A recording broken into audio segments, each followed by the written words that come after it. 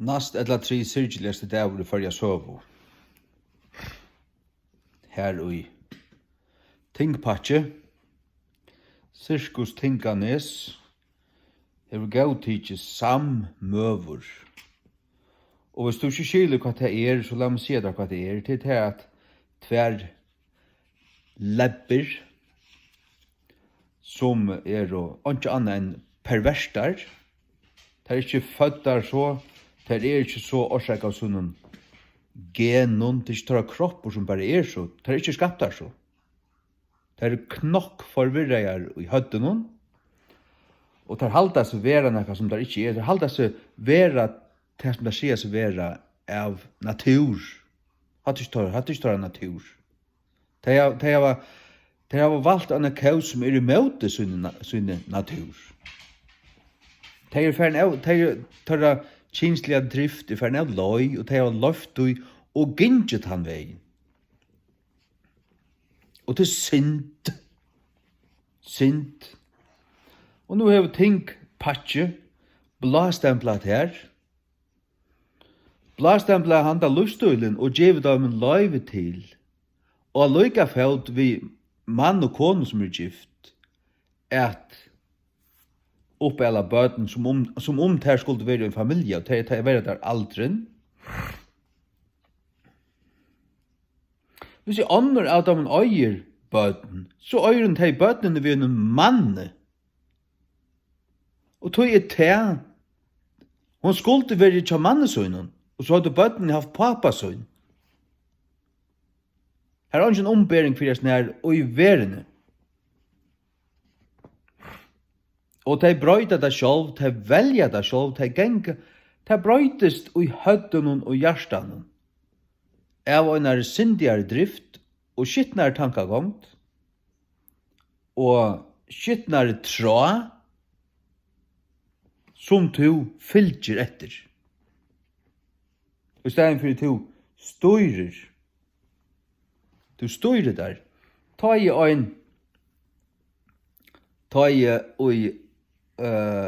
til dømes du hører gjer, og vattnet renner av seg veier. Hvis det ikke er velt og planlagt, og en skal renne handa av veien, så fer hun bare omkran vei. Men vil du bruke det her, du måste styra deg. Så grever du noen av vøytenskap om handa av veien, bøynakka som han her, så renner hun sammen her, og så er det Så sånn styrer du tar med tingene. Det det samme vi har som tingene her. At de øye at tekast kontroll av. Også dertil. Det det som Bibelen tar seg om 17:20. Det kan vi lese at han har. Men nå leser vi Romerbrevet 8 fra 25. Hver brøtt og sannløyga gods I vrujana liggen, og tilbøv og tæna av skapningen og møyrien skaparen, som velsigna over med Amen. Av hese grund gav god tøyr opp at ringunlistun, så at skjolt tøyra kvinnor brøtto til naturliga brudje, ivru I hatta som imøte natturu. Den naturliga brudje til at en kona hever mann, søyn mann, øyn mann, helse til hansara, og hun trygg, og hansara kona, alt sitt liv. Det det øynasta som naturligt.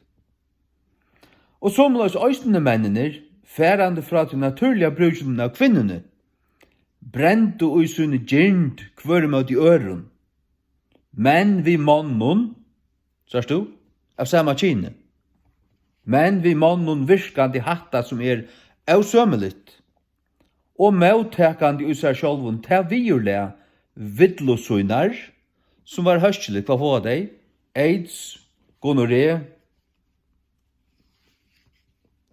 og diarré, og hva var det? Allan lort. Og så helvete eld om man at høyla. Det er ferdig høtt noen I helvete. Det vi ikke godt rydde, det som gjør oss ut I at det her. Og sagt, hese tingene visste føringen, bare for 30-40 år siden, det var jo hoksande at dette skulle komme I jakken.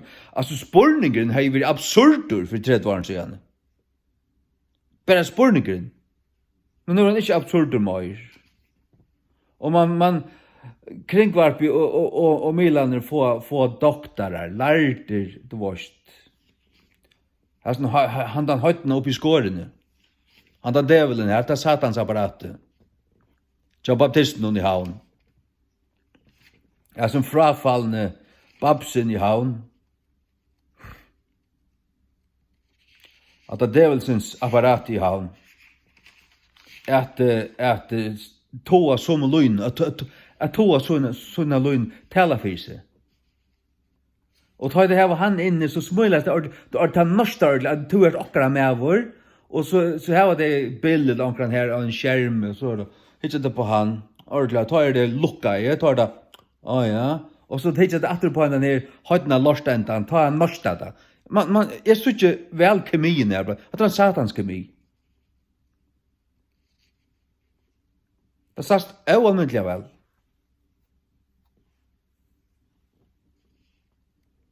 Ja. Vi ikke godt røyde.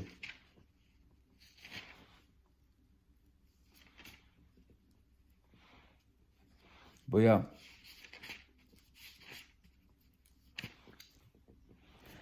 Fyrra grunn 6:9. Vita til ikke at hinner euratviso skulle ikke arva kongadømme gods. Ver ikke vidløyter, kvarsi siløysingar, eller avgoda durskarar, eller hårdomsfremjarar, eller kvinnelatier til transvisittar, eller misbrukarar av seg sjolven vid mannkine. At det kinsligt svinnaroid, naturlig ting. Sodomi. Arva ikkje kongadømme gods, eller tjauar, eller goyrier, eller drittjumenn, eller ilmælesmenn, eller peninganøyarar, skulle arva kongadømme gods. Hetta visste føringen av. Nu venter føringen seg mer og mer burstur, og du har sett at det sjalt ut om en kristne, altså ta det her i jøknen, man snakkar med deg, man sms'ar med deg, og sender, jeg skriver til onkel folk, at det Næstsyrgiligasti dagur i Føroya søgu. Altså, hva mener du vi? Kan ikke forklare hva du mener vi? Spør jeg kristne folk med. Og man ser som flenna berettu. Folk er så blind og avvitande til helt ræveligt.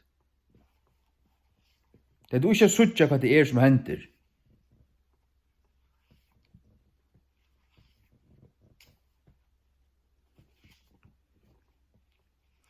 Nei, så at jeg har slett ikke på det her. Og Føroya ganga bøynløys av størstande fer og en frafallskaus. Og det som kommer henta til at du varst. Først det vojing av sodomitton, og nå skulle det også nye atløya.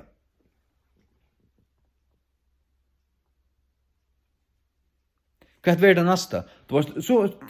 Det ble vi presse på. Det gjevast ikke for en alltid kopp av høtte.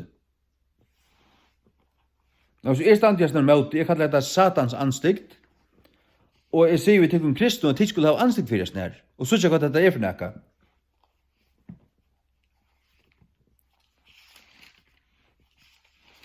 Og du ikke så ikke hva det er for nekka, så er du starblinter.